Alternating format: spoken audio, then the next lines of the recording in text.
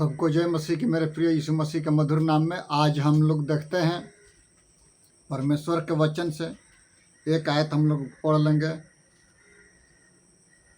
पहला थिस्सलुनीकियों 5 अध्याय का 18 पद में हम इस प्रकार से पढ़ते हैं। 5 के 18 पद में है कि हर बात में धन्यवाद करो, क्योंकि तुम्हारे लिए मसीह यीशु में परमेश्वर की इच्छा यही है। इसमें हम पढ़ते हैं कि हर बात में परमेश्वर का धन्यवाद करना है, क्योंकि मसीह में परमेश्वर की इच्छा यही है। कोई भी कुछ भी रूप देता है, थैंक यू बोलना होता है। मेरे प्रिय, मसीही जीवन कैसे जीना चाहिए? मसीही जीवन कैसे जीना चाहिए मेरे प्रियो? मसीही जीवन जीने के लिए विश्वास, प्रार्थना और बाइबल अध्ययन का होना सबसे जरूरी है, और प्रेम का होना। मेरे प्रियो, मसीही जीवन में घनिष्ठता की प्रार्थना, परमेश्वर के साथ संगति करना, उसकी आज्ञाओं के अनुसार चलना महत्वपूर्ण बात होती है। मसीही जीवन में हमको और आपको अपना ध्यान प्रभु यीशु मसीह के जीवन चरित्र पर केंद्रित रखना है, न कि उसके चेलों की ओर। गांधी जी कहते हैं कि यीशु मसीह अच्छा है, लेकिन यीशु मसीह के लोग अच्छे नहीं हैं। क्यों कहते हैं ऐसा? आज हम और आप इस दुनिया में देखते हैं कि एक पास्टर दूसरे पास्टर को चलन रखता है, तो वो मसीही जीवन कैसा का जीवन है? मसीही जीवन वो है जो एक दूसरे को प्रोत्साहित करता है, उत्साह से भरता है, उसको बोलते हैं मसीही जीवन। सच में प्रभु यीशु मसीह का प्रेम इस व्यक्ति के जीवन में है, तो अभी लोग जानेंगे कि हम यीशु के चले हैं। मेरे प्रिय, पहले का पॉइंट में हम देखते हैं कि हर बात में धन्यवाद देना है परमेश्वर को, चाहे वो छोटी बात हो या बड़ी, उसके लिए प्रार्थना करना है। और यीशु मसीह 5000 लोगों को खाना खिलाया तो परमेश्वर को धन्यवाद किया वो खाना लेकर के, और परमेश्वर ने वो खाना इतना बढ़ा दिया कि 5000 लोग खाए। सिर्फ पुरुष, बच्चों का गिनती नहीं है। मेरे प्रिय, सोचिए, मसीही जीवन में विश्वास, प्रार्थना, प्रेम, बाइबल का अध्ययन होना, संगति करना सबसे जरूरी होता है। मेरे प्रियो, पहले का पॉइंट हम देखते हैं कि हर एक बात में परमेश्वर का धन्यवाद करना है। इसीलिए मसीह यीशु में परमेश्वर ने हमको और आपको ठहराया। पहला थिस्सलुनीकियों 5 का 18 पद। दूसरा का पॉइंट हम देखते हैं कि हमें सदैव नम्र रहना चाहिए। सच्ची मसीही जीवन वो है कि जो हम एक दूसरे के लिए जीते हैं, और यीशु मसीह स्वर्ग का सिंहासन छोड़ करके इस पृथ्वी पर मेरे लिए, आपके लिए, पूरे मानव जाति को बचाने के लिए मेरे प्रियो आया। नम्र होकर के, हलीम होकर के। दूसरा का पॉइंट है कि नम्र। सोचिए, जब यीशु ने लोगों को देखा तो तरस से भर गया कि वो भूखे हैं, रास्ते में गिर जाएंगे। फिर परमेश्वर का धन्यवाद किया प्रभु यीशु मसीह ने, और परमेश्वर वहां पर देखते हैं कि 4000 लोग खाए और 12 टोकरी बच गए। मेरे प्रिय,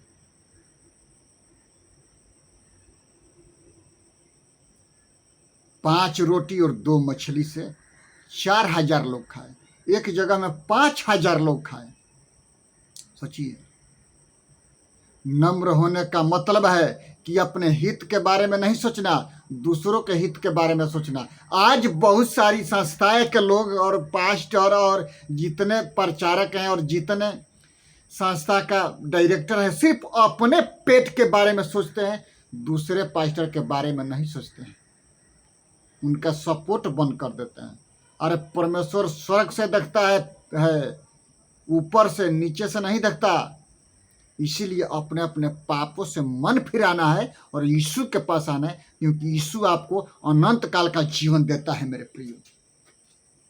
इसमें हम पढ़ते हैं कि प्रभु यीशु स्वर्ग का सिंहासन छोड़ करके पृथ्वी पर हमको और आपको पापों के उद्धार के लिए कलवरी के क्रूस पर खून बहाया मेरे प्रियो। सोचिए, तीसरा पॉइंट में हम देखते हैं कि बाइबल का अध्ययन करें सुबह और शाम।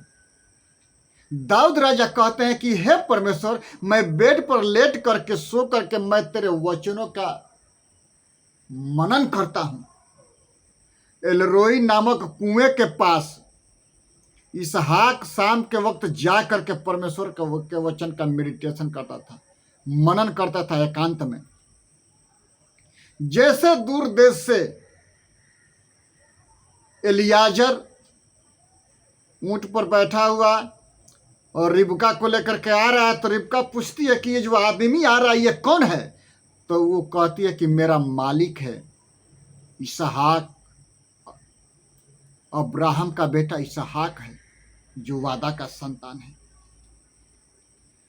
तुरंत उतर जाती है, क्योंकि वो मेडिटेशन करने के लिए एलरोई नामक कुएं के पास में वो जाते थे शाम के वक्त, परमेश्वर का वचन अध्ययन करके मनन करने के लिए। दाऊद राजा कहते हैं कि मैं बेड पर लेट जाऊंगा, सो जाऊंगा और तेरे वचन का मनन करूंगा।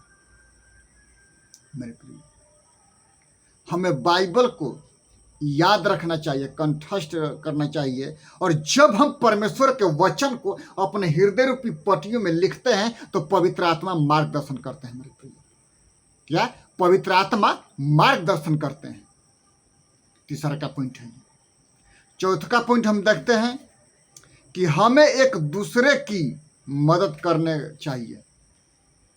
ये सिर्फ प्रार्थना के द्वारा होगा, परमेश्वर के आत्मा के द्वारा हम काम कर सकते हैं और दूसरे व्यक्ति को हम प्रोत्साहित कर सकते हैं। ये ना तो बल से ना शक्ति से, पर तेरी आत्मा के द्वारा ये पहाड़ टल जाएगा, पर तेरी आत्मा के द्वारा।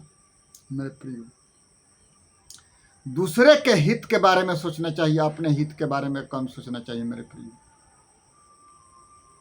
क्योंकि प्रभु यीशु मसीह उत्साह, शांति और दिलेरी का आत्मा दिया है।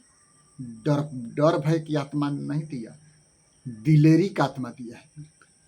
इसलिए हमको और आपको एक दूसरे को दिन प्रतिदिन उत्साहित करने की जरूरत है, उसको गिराने की जरूरत नहीं है। उत्साह से भरो, प्रोत्साहित कीजिए कि और वो आगे और बढ़े और अच्छा प्रचार करे।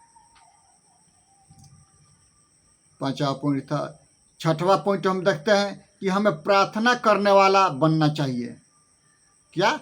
हमको और आपको प्रार्थना योद्धा बनना चाहिए। जब हम और आप जब विश्वास की प्रार्थना करते हैं और पहाड़ से कहते हैं कि यहाँ से उखड़ करके वहाँ चला जाए, तो चला जाता है मेरे प्रियो। धर्मी जन पर तो बहुत सी विपत्ति आती है, लेकिन उनको हरने के लिए प्रभु यीशु आपके साथ हैं, पवित्र आत्मा आपका मार्गदर्शन करते हैं और आपके चारों तरफ अग्निमय स्वर्गदूत रखवाली करते हैं नंगी तलवार लेकर के। मेरे प्रियो, सोचिए कि कोई भी शैतान की ताकत आपको छूने ना पाए। सातवां पॉइंट हम पढ़ते हैं कि हमें अपने आप को इनकार करना है, क्रूस उठाना है और रोज अपना क्रूस उठा करके मसीह के पीछे चलना है और प्रार्थना करना है कि हे परमेश्वर, हमारी हर एक आवश्यकताओं को पूरा आप करते हैं, न कि कोई मनुष्य करता है। मेरे प्रिय, प्रतिदिन अपना क्रूस उठा करके यीशु के पीछे चलना है। जब हम पिता पुत्र पवित्र आत्मा के नाम से बपतिस्मा लेते हैं, मारे जाते हैं, गाड़े जाते हैं प्रभु यीशु मसीह के साथ, और जब वो पानी से निकलते हैं तो वो जीवित होते हैं। मेरे प्रिय, तो हमको और आपको वैसा कार्य करना चाहिए। इसीलिए प्रभु यीशु ने स्वर्ग स्थानों में बहुत सारी आशीष दिया है और हमको इसीलिए बुलाया है कि हम औरों को खींच करके परमेश्वर के राज्य में लेके आए मेरे प्रिय। 8वां पॉइंट हम देखते हैं कि प्रभु को देने वाला बनना चाहिए। क्या? प्रभु को देने वाला बनना चाहिए। मलाकी 3:10 में कहता है परमेश्वर का वचन कि तू मुझे परख करके देख, तू दसवंश देख करके देख कि मैं आकाश के झरोखे खोल करके तुम्हारे ऊपर आशीष की बारिश करता हूं कि नहीं। इसलिए परमेश्वर हमको और आपको देने के लिए बनाया है। यदि आप अपने 10वां अंश देते हैं, अपने कमाई का 10% देते हैं, तो परमेश्वर आपको आशीष करता है मेरे प्रियो। वो कहता है कि आकाश रूपी झरोखा खोल करके अपरंपार आशीष की बारिश करता हूं। वो आप परख करके देखिए कि यहोवा कैसा भला है। और हम मलाकी 3:10 में भी हम पढ़ते हैं उसी बात के बारे में कि परमेश्वर आकाश का झरोखा खोल करके अपरंपार आशीष की बारिश करके वो देखता है। क्यों ऐसा कहता है परमेश्वर? हमको और आपको जांचने के लिए और परखने के लिए। इस्राएल जाति क्यों आगे? क्योंकि वो अपने कमाई का 10% देती है और यहोवा के स्वाद को चखी हुई है मेरे प्रियो, इसलिए वो सबसे आगे है। 9 पॉइंट में हम देखते हैं कि हम और आप दूसरों के मनोबल को बढ़ाना है और दूसरों को प्रोत्साहित करना है, सिखाना है कि मसीही जीवन स्वार्थमय जीवन नहीं है, निस्वार्थ जीवन है जो हम दूसरों के उन्नति के लिए जीते हैं मेरे प्रिय। अपने लिए नहीं जीते हैं, हम दूसरों के भलाई के लिए जीते हैं। सोचिए, हमेशा उसके मनोबल को बढ़ाना है, प्रोत्साहित करना है कि और अच्छा करो, अच्छा हो जाएगा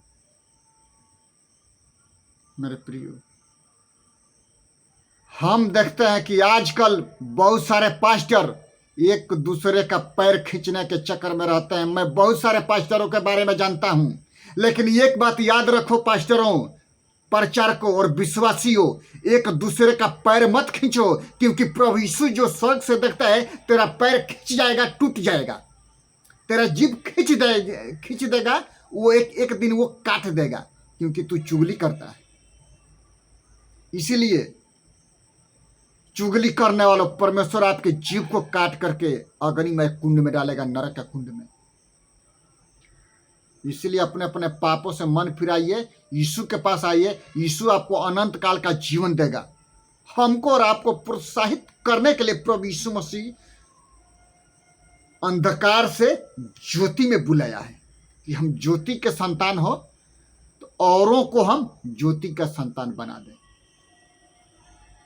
10वां पॉइंट में हम देखते हैं कि हमें अपनी गलतियों को मानने वाला बनना चाहिए, न कि गलतियों को दबाने वाला। यदि हमसे गलती है तो सॉरी बोलना चाहिए, गलतियों को मानना और छोड़ देना। फिर परमेश्वर उसी स्टेज में आपको ला करके खड़ा कर देते हैं मेरे प्रिय। यदि हम एक दूसरे के पापों को क्षमा करते हैं तो परम पिता परमेश्वर प्रभु यीशु मसीह हमारे अपराधों को क्षमा करते हैं। यदि हम एक दूसरे के पापों को क्षमा नहीं करते हैं तो हमारे पापों को प्रभु यीशु क्षमा नहीं करेंगे।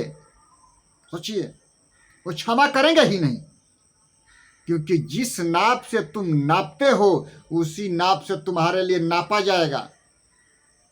सोचिए, इसीलिए हमको और आपको मसीही जीवन कैसे जीना चाहिए, हमने 10 बातों के बारे में हमने पढ़ा, जाना और सीखा। मसीही जीवन दूसरों के उन्नति के लिए जीना चाहिए और दूसरों को प्रोत्साहित करने के लिए जीना चाहिए। और मसीही जीवन में मेरे प्रियो, विश्वास का होना, प्रार्थना का होना, प्रेम का होना, बाइबल अध्ययन का होना, संगति का होना और प्रभु यीशु को 10% देना सबसे जरूरी होती है। आप सारी आज्ञाएं मानते हैं और जब आप 10% नहीं देते हैं तो आपने आज्ञा तोड़ दिया, क्योंकि परमेश्वर वहां पर जीवित और पवित्र है और आपको के बारे में गवाही देता है, मध्यस्थता की प्रार्थना करते हैं। यहाँ पर तो मरणहार मनुष्य 10वां अंश लेता है, लेकिन वहां पर वही लेता है जो जीवित और पवित्र है मेरे प्रियो। सोचिए, इसीलिए हमको और आपको दिन प्रतिदिन प्रार्थना करने की जरूरत है और आगे बढ़ने की जरूरत है, क्योंकि परम पिता परमेश्वर हमारे पापों के लिए, आपके पापों के लिए, पूरे मानव जाति के पापों के लिए कलवरी के क्रूस पर खून बहाया मेरे प्रिय। इसीलिए मसीही जीवन, जब आपने पिता और पुत्र और पवित्र आत्मा के नाम से बपतिस्मा लिया है, यीशु मसीह के साथ मारे जाते हैं, गाड़े जाते हैं, तीसरे दिन मृतकों में से जी उठते हैं, तो फिर वही वस्त्र पहनने की जरूरत नहीं है। सांसारिक वस्त्र जब ने आपने उतार के फेंक दिया है तो उसको लगाने की जरूरत नहीं है प्रियो, क्योंकि आज से हम प्रभु यीशु मसीह के चेले और बेटा और बेटी बन जाते हैं मेरे प्रियो। आइए हम प्रार्थना करें। पिता, हम धन्यवाद करते हैं महान प्रभु जी, मसीही जीवन कैसे जिए पिता, पवित्र आत्मा आप मार्गदर्शन करें महान प्रभु, हम सबों के जीवन में काम कर पिता परमेश्वर, कि हम लोग आपके तरफ में दिन प्रतिदिन घनिष्ठता की प्रार्थना करने में, बाइबल पढ़ने में महान प्रभु जी, एक दूसरे को प्रोत्साहित करने में पिता हम आगे बढ़ सके महान प्रभु। पूरे भारतवर्ष के शासन व्यवस्था को, इसराइल जाति को पिता पुत्र पवित्र आत्मा का नाम से आशीषित करते हैं महान प्रभु।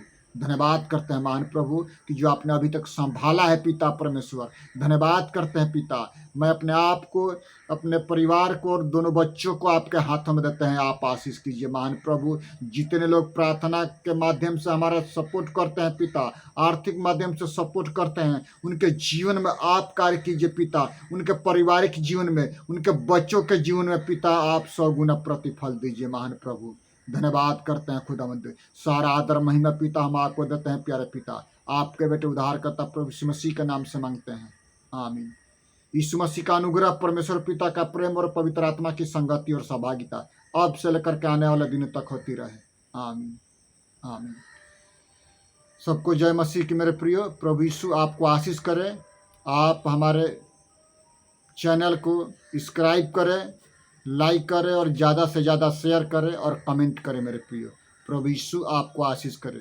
सबको जय मसीह की, यीशु मसीह के मधुर नाम में मेरे प्रियो।